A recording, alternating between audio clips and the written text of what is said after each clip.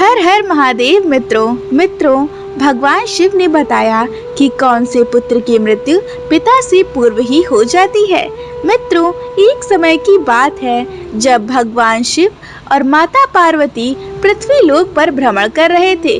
तभी भ्रमण करते हुए माता पार्वती ने एक दृश्य देखा कि कैसे एक पिता अपने पुत्र की मृत्यु पर रो रहा था।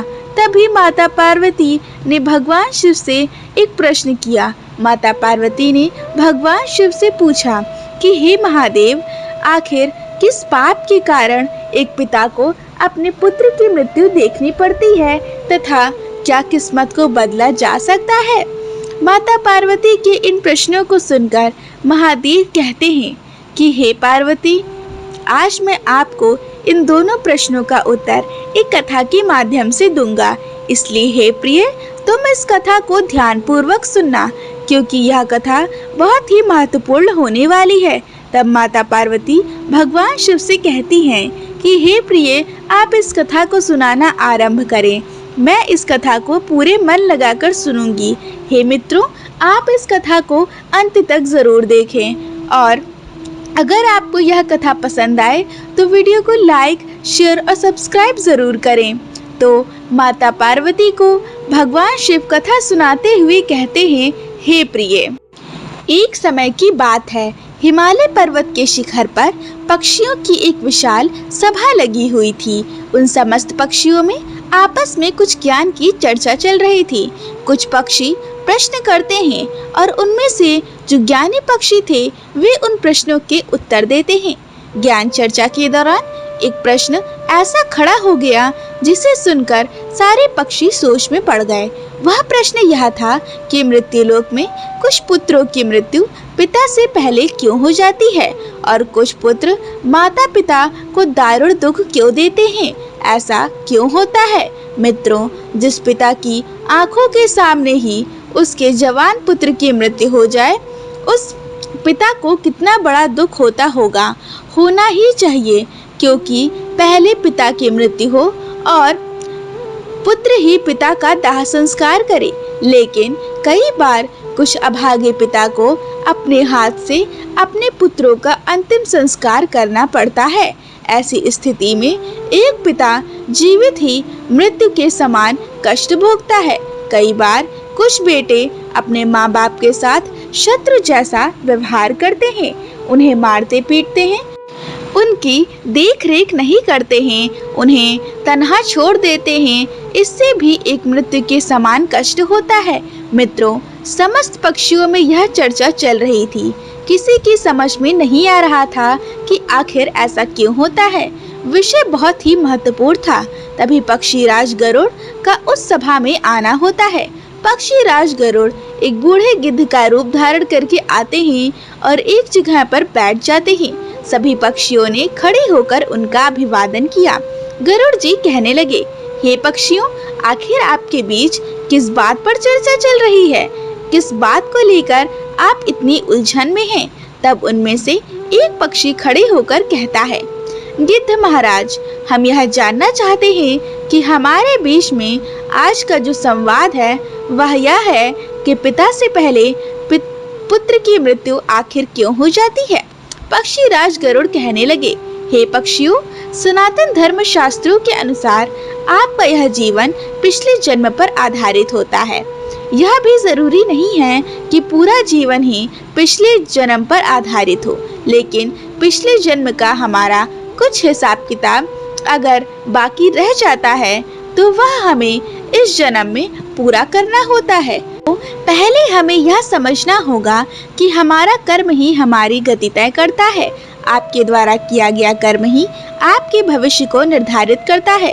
पक्षियों, कर्म 4 प्रकार के होते हैं। नंबर 1 संचित कर्म, नंबर 2 प्रारब्ध कर्म, नंबर 3 आगामी कर्म, नंबर 4 वर्तमान कर्म। इन चारों कर्मों का अलग अलग फल होता है। इनमें से जो संचित कर्म होते हैं वह हमारे अगले जन्म में हमारे साथ रहते हैं। उन्हीं कर्मों का फल हमें कभी कभी दुख और सुख के रूप में भोगना पड़ता है। मृत्यु के बाद यह भौतिक शरीर तो नष्ट हो जाता है, लेकिन जो सूक्ष्म शरीर होता है वह जन्म जन्मांतर तक आत्मा के साथ जुड़कर रहता है। हमारे जितने भी सगे संबंधी होते हैं वे सभी किसी न किसी कारण हमारे साथ आते हैं, कभी किसी जन्म में, कभी किसी जन्म में। वे सब हमारे कर्म का हिसाब चुकाने के लिए अलग अलग रूपों में आते रहते हैं। मित्रों, बूढ़े गिद्ध की बात सुनकर समस्त पक्षी कहने लगे, हे पक्षीराज, आपकी यह बात हमारी समझ से परे है, थोड़ा और सरल भाषा में समझाइए। तब पक्षीराज कहने लगे, हे पक्षियों, ध्यान से सुनिए, मैं तुम्हें एक अद्भुत और रहस्यमय कथा सुनाता हूँ। इस कथा के माध्यम से आपको यह जवाब मिल जाएगा कि पुत्र की मृत्यु पिता से पहले क्यों हो जाती है। मित्रों, सभी पक्षी चुपचाप बैठ जाते हैं और पक्षीराज गरुड़ कथा सुनाना आरंभ करते हैं। वह कहने लगे, एक गांव में किसान रहता था। उसके परिवार में उसकी पत्नी और उसका एक लड़का था। कुछ सालों के बाद किसान की पत्नी की मृत्यु हो जाती है। जिस समय किसान की पत्नी की मृत्यु होती है उस समय लड़के की उम्र मात्र 10 साल की थी। तब किसान ने अपनी दूसरी शादी कर ली। उसके बाद किसान की दूसरी पत्नी से भी एक पुत्र पैदा होता है। मित्रों, संयोगवश किसान की दूसरी पत्नी की भी मृत्यु हो जाती है। तब किसान अपने दोनों बेटों के साथ अकेला रह जाता है। कुछ समय बाद किसान का जो बड़ा बेटा था, जो पहली पत्नी से पैदा हुआ था, जब वह विवाह योग्य हो जाता है तो किसान ने बड़ी धूमधाम से अपने बड़े बेटे का विवाह कर दिया। मित्रों, धीरे धीरे कुछ समय बाद किसान बीमार पड़ जाता है। बीमारी के चलते उसकी हालत ज्यादा खराब हो जाती है और एक दिन उसकी भी मृत्यु हो जाती है। मित्रों, ध्यान रखना, किसान का जो छोटा बेटा था, जो उसकी दूसरी पत्नी से पैदा हुआ था, वह अपने सौतेले भाई के साथ रहने लगा। बड़ा भाई अपने छोटे भाई को बड़े प्रेम से रखता था। धीरे धीरे समय गुजरता चला गया। एक दिन किसान का छोटा लड़का बीमार हो जाता है। जब उसकी हालत ज्यादा खराब होने लगी तो बड़े भाई ने कुछ आसपास के वैद्यों से उसका इलाज करवाया, परंतु उसे कोई राहत नहीं मिली। बूढ़ा गिद्ध कहता है, हे पक्षियों, ध्यान से सुनना, यह बड़ी ही अद्भुत कहानी है। किन कर्मों से पिता से पहले पुत्र की मृत्यु हो जाती है। मित्रों, जब बड़े भाई ने अपने छोटे भाई का कई वैद्यों और हकीमों से उपचार कराया, परंतु उसकी हालत जब सही नहीं हुआ तो छोटे भाई की तबीयत दिन ब दिन खराब बिगड़ती चली गई। काफी धन भी छोटे भाई के इलाज में खर्च हो चुका था। इलाज कराते कराते बड़ा भाई जब थक चुका था, एक दिन बड़े भाई ने अपनी पत्नी से सलाह ली। उसने कहा, यदि मेरा छोटा भाई जो सौतेली माँ से उत्पन्न है मर जाए तो हमें इसके इलाज के लिए पैसा खर्च नहीं करना पड़ेगा और जायदाद में भी आधा हिस्सा हमें नहीं देना पड़ेगा। इसके हिस्से की सारी जमीन जायदाद फिर हमारी हो जाएगी। अपने भाई की जान से ज्यादा बड़े भाई को अपनी और अपने भाई के धन दौलत प्यारी लग रही थी। तभी तो कहते हैं, न बाप न बड़ा भैया, सबसे बड़ा रुपया। पति का सुझाव उसकी पत्नी को भी बहुत अच्छा लगा। तब उसकी पत्नी कहती है, ए जी, ऐसा हम इसे मार तो सकते नहीं हैं। यदि इसे मार दिया तो लोग समझे कि हमने लालचवश इसे मार डाला है। क्यों न हम यह काम किसी वैद्य से करवाएं। आप जाओ और किसी वैद्य को लालच देकर उससे कहो कि इसकी दवाई के बदले जहर देकर इसे मार दें। इससे किसी को पता नहीं चलेगा और कोई रिश्तेदार भी हम पर शक नहीं करेगा। सब लोग कहेंगे कि यह बीमार था, इसलिए बीमारी से मृत्यु हो गई। बड़े भाई ने पत्नी की बात मान ली और मन में विचार करने लगा कि किससे बात की जाए ताकि हमारा काम बन जाए। मित्रों, बड़े भाई ने ऐसा ही किया। उसे एक निकट का घनिष्ठ वैद्य मिल जाता है। वह वैद्य पैसे का बड़ा लालची था। जब बड़े भाई ने उस वैद्य से बात की कि उसे अपने छोटे भाई को जहर देकर मरवाना है तो वैद्य पहले हिचकिचाए, लेकिन जब किसान के बड़े बेटे ने वैद्य को 1000 मुद्राओं का लालच दिया तो वैद्य यह काम करने को राजी हो जाता है। मित्रों, उसका छोटा भाई बीमार तो रहता ही था। वह वैद्य का उसका उपचार करने के बहाने से उसे देखने के लिए आता है और इलाज करने के बहाने उसे जहर देकर चला जाता है। जहर के प्रभाव से तत्काल ही उसकी मृत्यु हो जाती है। अपने छोटे भाई की मृत्यु पर वे दोनों पति पत्नी बहुत खुशी मनाते हैं। वे सोचने लगे, अब तो रास्ते का कांटा निकल गया है। इसके हिस्से की सारी जमीन जायदाद अब हमारा अधिकार होगा। वे दोनों बहुत प्रसन्न थे। याद रखना मित्रों, जो खुशी दूसरों को दुख की बुनियाद पर होती है, जो धन दूसरों की तकलीफ को देकर कमाया जाता है, वह धन कभी आपको सुख नहीं दे सकता। जो लोग दुख देकर सुख पाने की कामना करने वाले होते हैं, उनके यहाँ एक दिन महाभयानक दुख आता है। मित्रों, बूढ़ा गिद्ध कहता है, हे पक्षियों, इस प्रकार बड़े भाई ने अपने छोटे भाई को मार डाला और उसकी सारी धन संपत्ति पर अपना अधिकार जमा लिया। किसी रिश्तेदार को भी इस बात का संदेह नहीं हुआ। रिश्तेदार तो यह सोच रहे थे कि यह कितना अच्छा भाई है, अपने सौतेले भाई का कितना उपचार कराया, कितनी देखभाल की, कितनी सेवा की, पर बेचारा उसे बचा नहीं सका। क्या करता, रोग ही ऐसा असाध्य था, बेचारे की मृत्यु हो गई। दुनिया वाले को क्या पता था कि वह मरा नहीं बल्कि उसे मारा गया है। बड़े भाई पूरे विधि विधान से उसका अंतिम संस्कार भी कर देता है। धीरे धीरे समय बीतने लगा। फिर गिद्ध कहते हैं, हे पक्षियों, कुछ महीनों के पश्चात उस किसान के बड़े लड़के की पत्नी को एक लड़का पैदा हुआ। बेटे की खुशी में दोनों पति पत्नी बहुत प्रसन्न होते हैं। बड़ी धूमधाम से उस लड़के का जन्मदिन मनाया जाता है। पूरे नगर में मिठाइयाँ बांटी जाती हैं और वे बड़े ही लाड़ प्यार से अपने उस पुत्र का पालन पोषण करने में लग जाते हैं। कुछ ही वर्षों में वह लड़का जवान हो जाता है।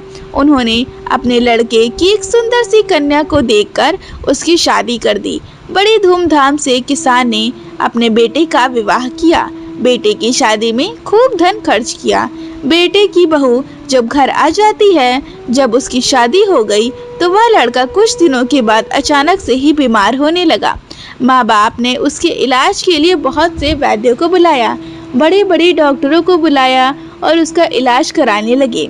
जिसने जितना पैसा मांगा उन्हें उतना पैसा दिया गया। सब कुछ दिया ताकि लड़का ठीक हो जाए। अपने लड़के के इलाज में अपनी आधी संपत्ति तक बेच डाली ताकि लड़का बीमारी से ठीक हो जाए। परंतु कहते हैं दोस्तों, जिस पर जिसका जितना कर्जा है वह अवश्य चुकाना पड़ता है, चाहे कोई कैसे भी चुकाए। मित्रों, उस लड़के की दिन प्रतिदिन तबीयत खराब होती चली जा रही थी। लड़का बीमारी के कारण मरने की कगार पर आ गया था। शरीर बहुत ज्यादा कमजोर हो गया था। मात्र अस्थि पंजर ही शेष बचे रह गए थे।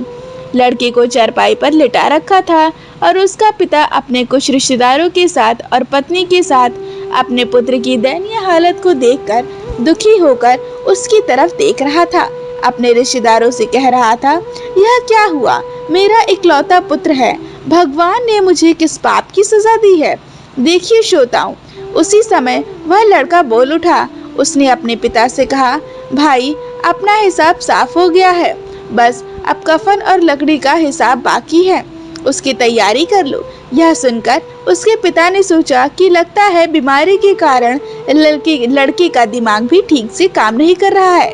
देखो ना, मैं इसका बाप हूँ और यह मुझे भाई कहकर बुला रहा है। तब लड़का कहता है, नहीं भाई, आप मेरे बाप इस जन्म में हैं, मैं तुम्हारा पिछले जन्म का भाई हूँ। याद कीजिए, ये सभी रिश्तेदार बैठे हुए हैं। मैं तुम्हारा छोटा भाई हूँ, तुम्हारी सौतेली माँ का बेटा, तुम्हारा छोटा भाई जिसके लिए तुमने जहर देकर मुझे मरवा दिया था। अब वही संपत्ति बिककर मेरे इलाज में लग चुकी है। तुम्हारे ऊपर मेरा जो धन था वह धीरे धीरे अपने इलाज में लगवा चुका हूँ। मित्रों, यह सुनते ही उसका पिता एकदम से फूट फूट कर रोने लगता है और कहता है, हाय, मेरा तो कुल का नाश हो गया। हाय, यह मैंने क्या किया? जो किया था वह मेरे सामने आ गया। पर भाई, मुझे यह तो बता दो, मैंने जो किया था वह तो मुझे देखने को मिल गया, पर एक मेरी बात समझ में नहीं आती, इसमें तेरी पत्नी का क्या दोष है जो बेचारी ब्याह कर तेरे साथ आई है? यह तो निर्दोष है, अब इसको जिंदा जलाया जाएगा। गिद्ध बोला, हे पक्षियों, उस समय सती प्रथा चलती थी जिसमें पति के मरने के बाद पत्नी को पति की चिता पर जिंदा जलाया जाता था। तब वह लड़का कहने लगा, हे भाई, आप मेरी बात ध्यान से सुनो। सभी बैठे हुए रिश्तेदार और तुम सब मेरी बात ध्यान से सुनो। तुमने वैद्य को मेरे इलाज के लिए बुलाया था। उस वैद्य को तुमने कुछ पैसों का लालच दिया था और उसने मुझे जहर दे दिया था। जो पैसों के कारण किसी को मारता है उसे भी फल भोगना पड़ता है। गिद्ध बोले, पक्षियों, वह लड़का कह रहा था कि जिस वैद्य ने मुझे जहर खिलाया था, तुम्हें उसका क्या पता? तब उसके पिता ने कहा, हाँ बेटा, मुझे पता है। आपकी मौत के 3 साल बाद वह वैद्य भी मर गया था। लड़की ने कहा, वही वैद्य अब पत्नी के रूप में मेरे घर में आया है। मेरे मरने पर अब इसे जिंदा जलाया जाएगा। इसे भी इसके कर्म का फल अवश्य भोगना पड़ेगा। हमारे जीवन में आने वाली पात्र और प्रत्येक घटनाएं हमारे कर्मों की ही उपज होती हैं। हम जैसा बोते हैं वैसा ही हमें काटने को मिलता है। आज नहीं तो कल हमारे कर्म का फल हमें जरूर मिलेगा। जीवन के हर कठिन प्रश्न का जीवन से ही हल मिलता है। जितना गहरा कुआं होगा उतना ही मीठा जल होगा। गिद्ध बोला, पक्षियों, ऐसा कहकर वह किसान का पुत्र मृत्यु को प्राप्त हो जाता है। उस किसान पर दूसरा कोई पुत्र नहीं था। उसकी सारी संपत्ति का नाश हो गया था। उसकी मृत्यु के बाद जो उसकी पत्नी थी उसे भी उसके साथ जिंदा जला दिया गया। उस वैद्य को उसके कर्म का फल मिल जाता है, जिसने लालचवश उस किसान पुत्र को जहर दे दिया था। वह वैद्य मरकर उसकी पत्नी बना था। उसे भी मृत्यु के महाभयंकर कष्ट से होकर गुजरना पड़ा। मित्रों, इधर गिद्ध पक्षियों से कहता है, इस दुनिया में 4 प्रकार के पुत्र होते हैं और जो काम उसने किए हैं उन कामों को भुगतान भी किया जाता है। यह बात सुनकर पक्षी कहने लगे, किस प्रकार के पुत्र होते हैं? तब पक्षीराज गरुड़ कहते हैं, हे पक्षियों, शास्त्रों में 4 प्रकार के पुत्र बताए गए हैं। पहला पुत्र होता है ऋणा अनुबंध, दूसरा पुत्र होता है शत्रु पुत्र, तीसरा पुत्र होता है उदासीन और चौथा पुत्र होता है सेवक। ध्यान रखिए, जो पहले 2 पुत्र हैं, ऋण अनुबंध पुत्र और शत्रु पुत्र, ये दोनों पुत्र आपके कर्मों के अनुसार ही आपके घर में जन्म लेते हैं। इनकी मृत्यु पिता से पहले हो जाती है। अगर किसी पुत्र की मृत्यु पिता से पहले हो जाए तो समझ लेना चाहिए कि वह ऋण अनुबंध है या शत्रु पैदा हुआ है। प्रचलित मान्यताओं के अनुसार यदि आपने अपने पूर्व जन्म में किसी को किसी भी प्रकार का दारुण दुख पहुंचाया है और वह व्यक्ति आपसे किसी भी तरह का बदला लेना चाहता है, लेकिन वह किसी कारणवश बदला नहीं ले पाया है क्योंकि वह कमजोर था और वह इसी तरह तड़प तड़प कर मर जाता है, तो निश्चित मानिए कि वह व्यक्ति इस जन्म में आपका पुत्र बनकर लौटेगा। फिर वह अपना बदला पूरा जरूर करेगा और आपको अपने ही पुत्र की मृत्यु देखनी पड़ेगी। जरा सोचिए, अगर किसी के सामने उसके पुत्र की मृत्यु हो जाए तो उस पिता को कितना असाध्य दुख होता है। इसका मतलब यह होता है कि यदि आपका पुत्र आपको मृत्यु तुल्य कष्ट दे रहा है तो समझ लेना चाहिए कि वह आपके पिछले जन्म का शत्रु हो सकता है या वह व्यक्ति हो सकता है जिसे आपने कभी मृत्यु तुल्य कष्ट दिया होगा। ऐसी संतान आपके जीवन को हर तरह से कष्टों से भर देती है और आपका जीवन नर्क बना देती है।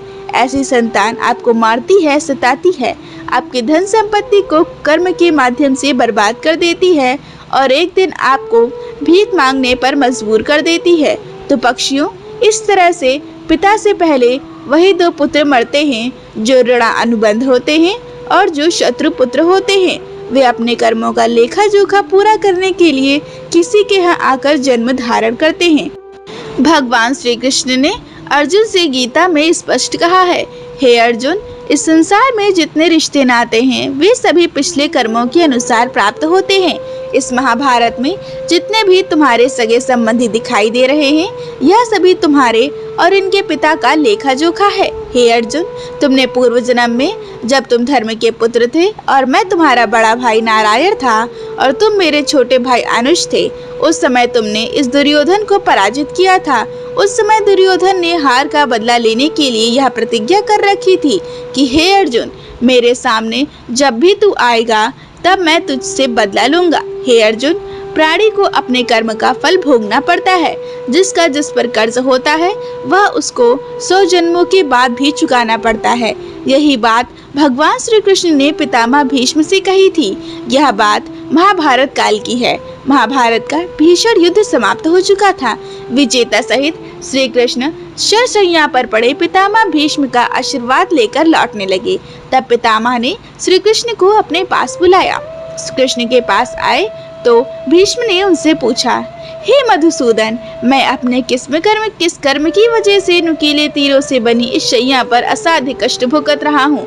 श्री कृष्ण ने मुस्कुराते हुए कहा, क्या आपको अपने पिछले जन्मों के कर्म याद नहीं है? पितामह बोले, पिछले 100 जन्म मुझे याद हैं और इनमें मैंने कभी किसी का बुरा नहीं किया।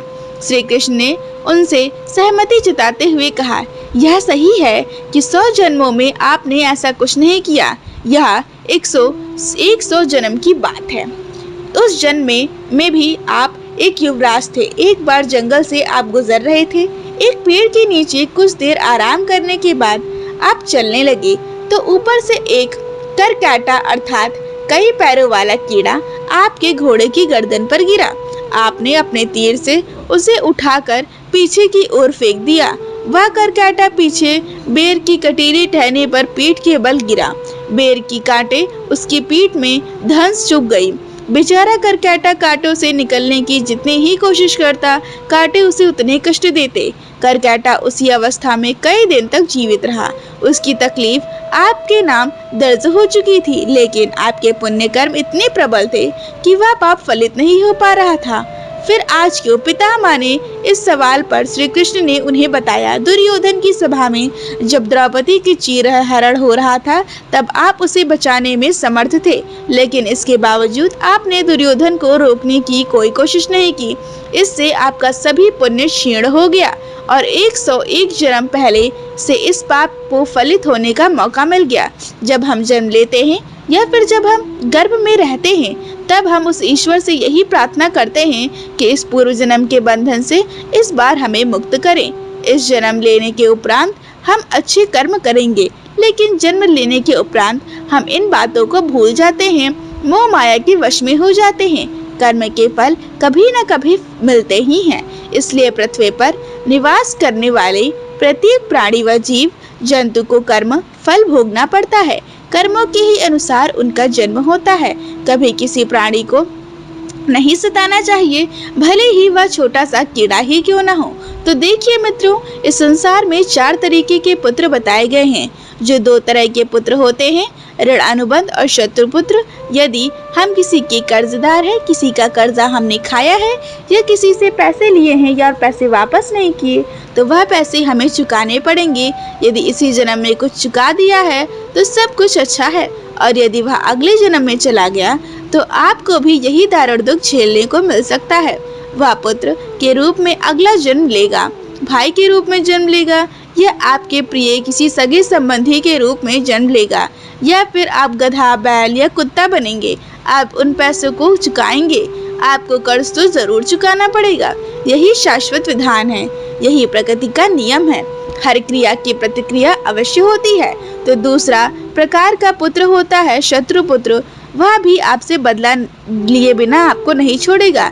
यदि आपके पास कोई गरीब या कमजोर व्यक्ति है और आप ताकतवर होकर उसे मृत्यु जैसी यातनाएं दे रहे हैं, तो यह यातना उसकी आत्मा सहेगी। वह भी मौका मिलने पर आपको उतनी ही भयंकर यातनाएं देगा और आप उन यातनाओं से आहत हो जाएंगे, चाहे वह पुत्र के रूप में हो, पिता के रूप में हो या पत्नी के रूप में हो।